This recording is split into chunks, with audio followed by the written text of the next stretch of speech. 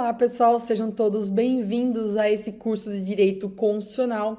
Meu nome é Viviane Pérez, eu sou professora de Direito Constitucional do Vencendo Concursos.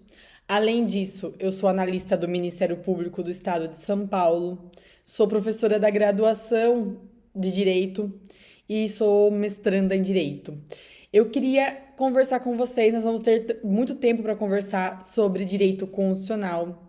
E você saiba que é uma matéria super importante para a sua aprovação no concurso. Por quê? Porque direito constitucional cai em todos os concursos praticamente, né? Tanto de nível médio como nível superior.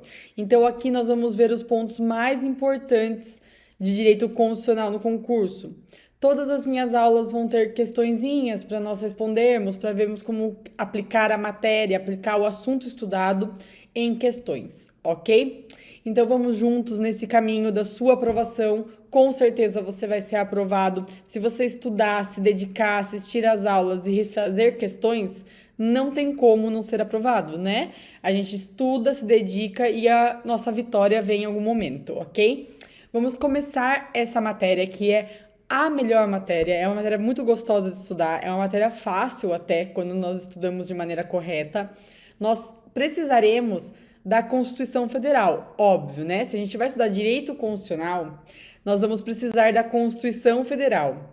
A Constituição Federal, ela tem meio digital, né? Você consegue no Google, como digitando Constituição Federal e vai aparecer no site do Planalto. Tem ela fisicamente, de várias maneiras que você pode adquirir. E aqui você pode acompanhar também pelas minhas aulas. Eu vou sempre colocar os artigos, você consegue acompanhar, ok, pessoal? Vamos começar hoje com um tema que sempre cai nos concursos. É um tema super importante para o seu concurso. Olha lá, vejam como nós vamos começar. Nós vamos começar com os princípios fundamentais, pessoal. Os princípios fundamentais, eles estão previstos no artigo 1º a 4º da Constituição. Eles estão no artigo 1º a 4º da Constituição.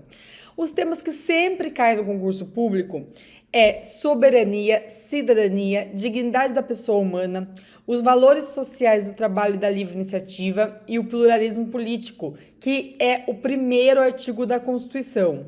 Vamos dar uma olhadinha nele para começarmos a trabalhar? Deixa eu abrir aqui. Olha o que fala o artigo 1º da Constituição Federal do Brasil, dos princípios fundamentais. Ele fala que a República Federativa do Brasil, formada pela união indissolúvel dos estados e municípios e do Distrito Federal, constitui-se em Estado democrático de direito e tem como fundamentos. Aí a gente para aí e pensa. Esse artigo 1º ele é muito rico, porque ele já te dá várias informações, várias respostas para você acertar questões em concurso. A primeira delas é os entes federativos. O artigo 1º ele fala que o Brasil, quem é o Brasil? O Brasil é a República Federativa do Brasil. A República Federativa do Brasil, ela é formada pela, olha lá, a união que é indissolúvel dos estados, municípios e Distrito Federal. Esses são nossos entes federativos, ou seja, são as pessoas jurídicas de âmbito nacional que formam o Brasil. Então, eu tenho a União, que é o que nós costumamos chamar de federal, né? Mas é a União. Os estados, cada um seu, mas o ente federativo que a gente fala é estado. Porém, claro que nós sabemos que existem vários estados no Brasil, mas aqui a gente está falando do ente estado, do Distrito Federal e dos municípios. Então, olha lá, você já tem que saber isso de cara. E aí, você tem que saber que o Brasil, a República Federativa do Brasil, ela tem fundamentos. Fundamentos. Quando eu penso em fundamentos, eu sempre vou pensar para a prova. Eu tenho que achar o que o examinador quer.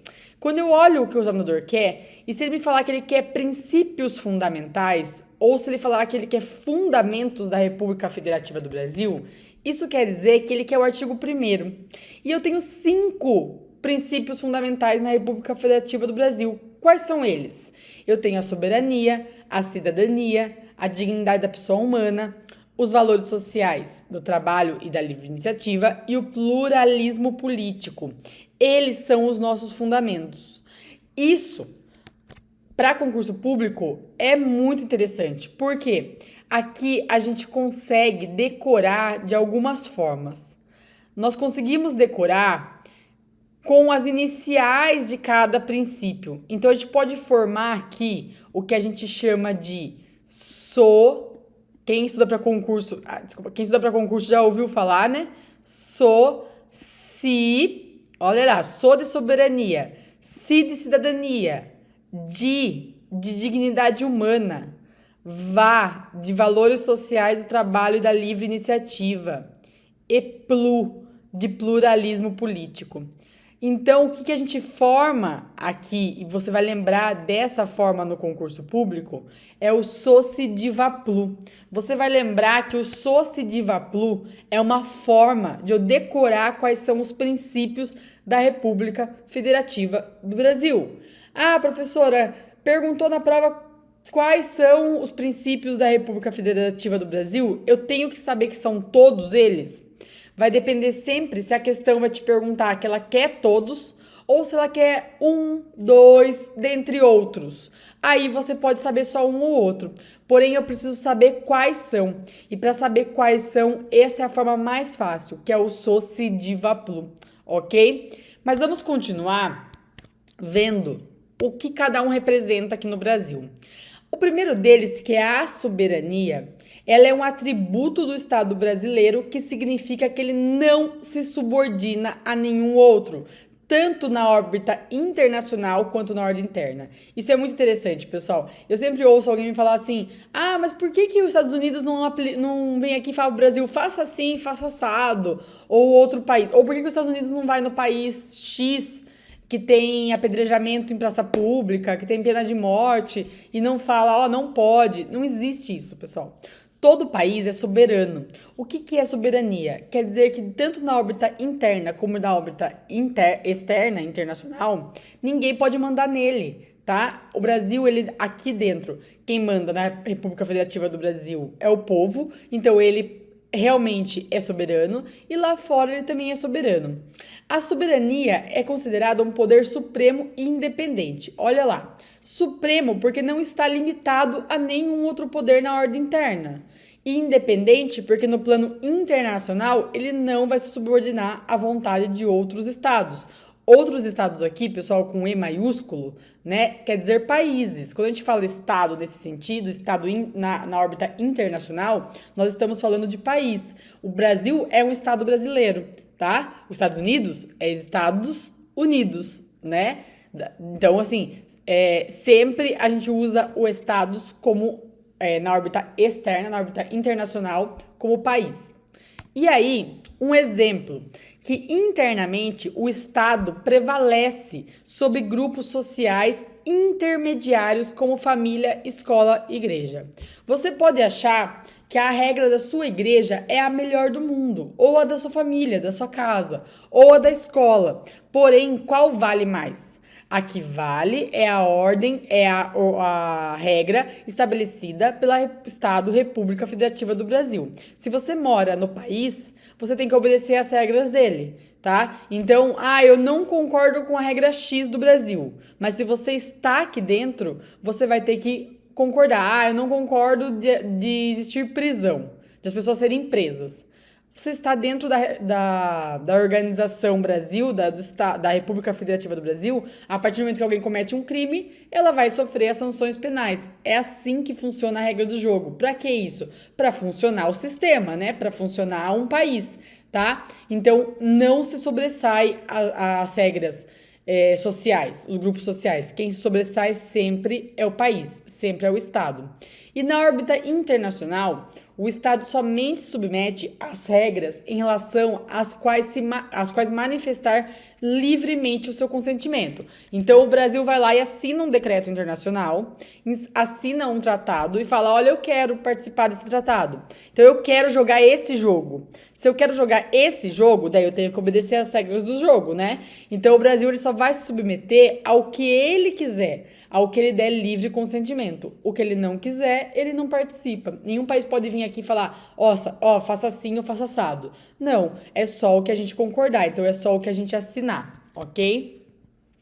E o segundo princípio fundamental da República é a cidadania. A cidadania, por sua vez, demonstra o compromisso do legislador constituinte com o povo, pessoal. A cidadania é o que liga, é o que faz o vínculo do país com o povo. Por meio desse fundamento, busca-se que a participação popular nas decisões políticas do Estado seja crescente, o que é garantido ao longo do texto constitucional por meio do voto, da iniciativa popular, das leis e de outros instrumentos. Então, lembre-se sempre, cidadania é o que faz o povo ter o título de cidadão. É o que liga nós ao país, é o que faz com que nós consigamos alterar as regras do país. E assim com o tempo vai evoluindo, né? Vai mudando o que o país pensa, como o país age, como o país evolui, ok? O terceiro princípio fundamental, e hoje um dos mais proclamados, mais em altas e mais pedidos em concurso público, é a dignidade da pessoa humana, tá? Que a gente ouve falar como direitos humanos, tal, mas o princípio em si, que é a dignidade da pessoa humana, consiste no valor fonte do ordenamento jurídico, a base de todos os direitos fundamentais. Trata-se de princípio que coloca o ser humano como preocupação central para o Estado brasileiro. A proteção às pessoas deve ser vista como um fim em si mesmo. Sempre lembre-se que o nosso Estado, o nosso país, ele é um país voltado com a preocupação do ser humano. Então, o Estado brasileiro, ele coloca o ser humano como centro da sua preocupação. Então, nesse caso, a nossa Constituição, que é chamada de Constituição Cidadã, ela está voltada a preservar a dignidade da pessoa humana. Então, sempre que tiver dois direitos em conflito e esses dois tiver um prezando pela dignidade da pessoa humana, é esse que a gente vai considerar como mais importante. Então, pense na pandemia, que nós tivemos vários conflitos, né? Mas o maior deles sempre foi a economia, que no final a economia também vai gerar uma dignidade humana, mas ali, aquilo que eu estava de frente com ele, com aquela verdade, era a economia e a saúde, certo? Era o que estava mais de frente comigo ali na pandemia. Tinha a saúde e a economia. O que eu preservo primeiro?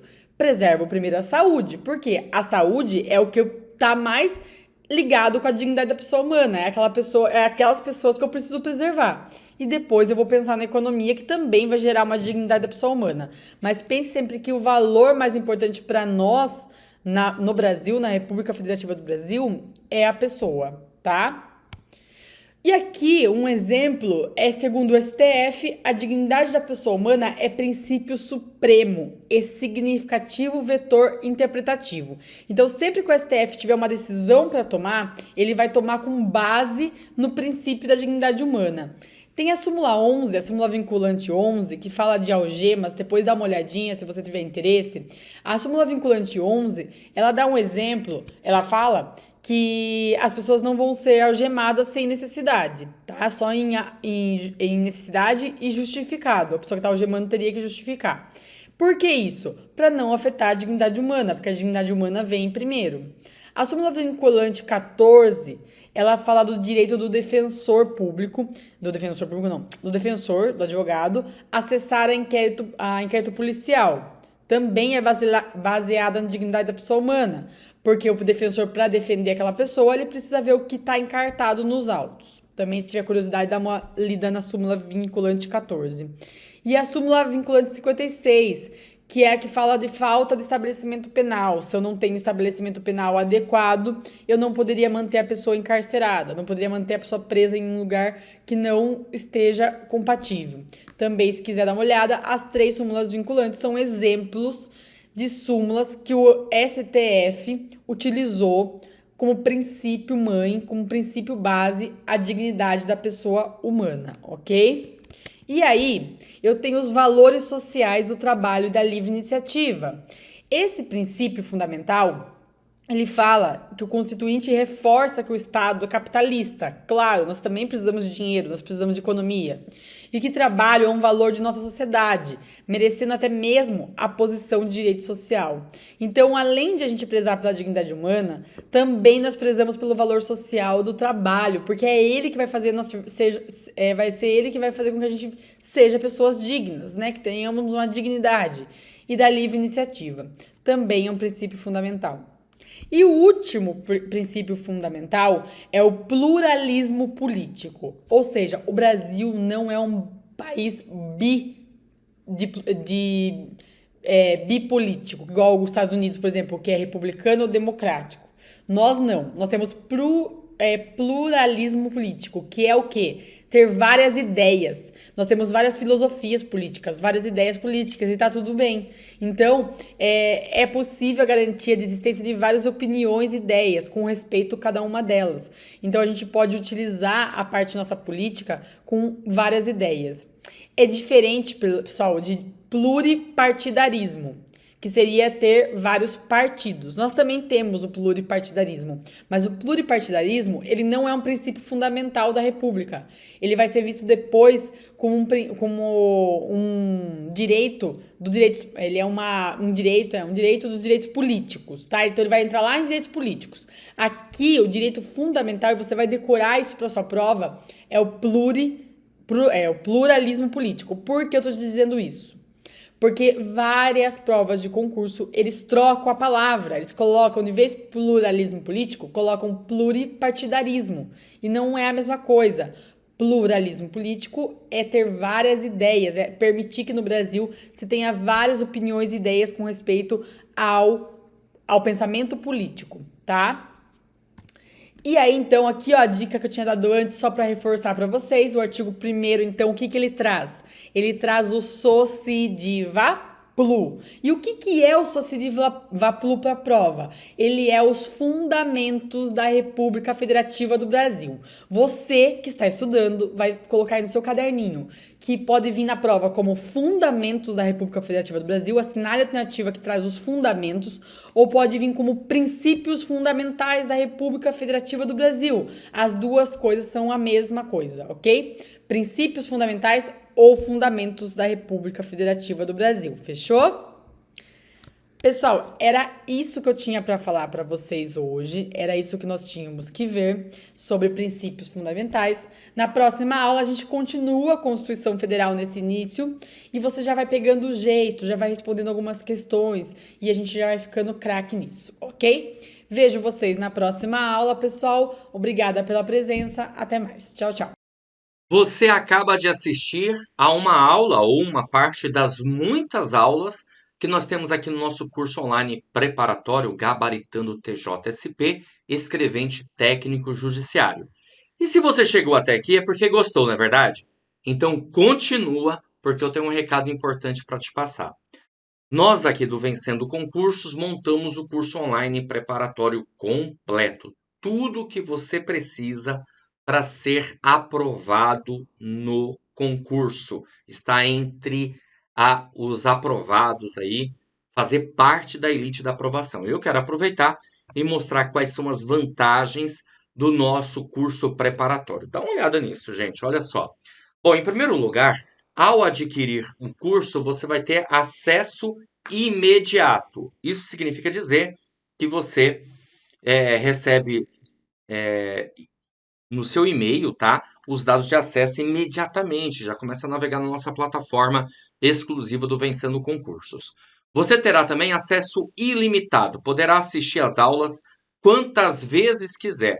E o curso fica válido para você durante um ano. Você também terá teoria e questões comentadas. Centenas de questões comentadas pelos nossos professores, o que vai fazer uma diferença muito grande na sua preparação. Além disso, material em PDF das aulas. Então, nós transformamos os slides dos professores em material em PDF para que você tenha aí um complemento, né, um material de apoio, ok? Estamos preparando também super bônus para você, vários. Olha só, primeiro, caderno de questões. São questões gabaritadas para você treinar. Milhares de questões à sua disposição, separadas por matéria. Vai estar dentro da plataforma também. Simulados, faremos 2 simulados no decorrer aí do curso preparatório. Você também terá direito a uma revisão de véspera. Você também terá direito a lives, nós faremos lives aí, e essas lives servirão para você interagir com os professores, ok? Isso vai ser muito bacana, tá certo? Tirar dúvidas. Bom, em falar em tirar dúvidas, nós também temos uma tutoria, em que você, tendo dúvida, encaminha para a gente e nós vamos aí verificar suas dúvidas para que possamos evidentemente, né, trazer para você o máximo de informação possível do conteúdo, da matéria, do assunto que foi abordado e assim, claro, você conseguir entender. Bom, e a garantia especial aqui, o super bônus especial, que é a garantia da aprovação. Como que funciona, pessoal? Se você, por acaso, estudou aqui com a gente e não ficou entre os habilitados, você vai ganhar um outro curso nosso, à sua escolha. Você vai escolher o curso preparatório, tá certo? Dentro aí da nossa grade de cursos preparatórios que temos, você vai escolher. É a garantia da aprovação. Nossa, professor, por que você está fazendo isso? Porque eu garanto que esse curso preparatório que você vai adquirir aqui com a gente, ele é superior a todos os outros e que vai fazer você ser aprovado, fazendo parte da elite da aprovação, certo? Beleza?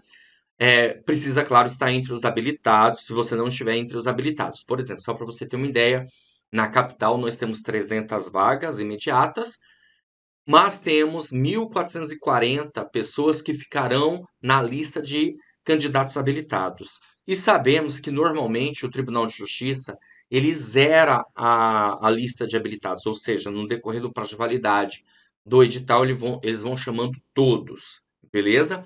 Óbvio que existem algumas regras, como por exemplo, você tem que assistir a todas as aulas 100%, você tem que fazer os simulados, participar da nossa revisão de véspera, participar das lives, tudo bem?